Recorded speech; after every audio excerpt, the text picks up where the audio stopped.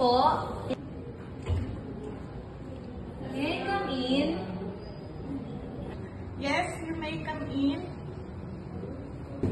Would you like me to close the door or leave it open? Yes, please close the door. Here is your order, ma'am.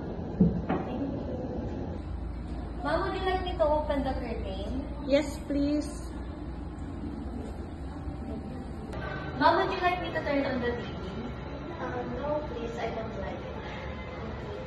Ma'am, would you like to have a newspaper? Yes, please. Thank you. You're welcome po. Excuse me, ma'am. Here is your bill po. Please sign. If you need anything, don't hesitate to call the service department with the number of 0915-772-0086. We are happy to serve you. Thank you. Thank you for calling room service. Have a nice day. Thank you.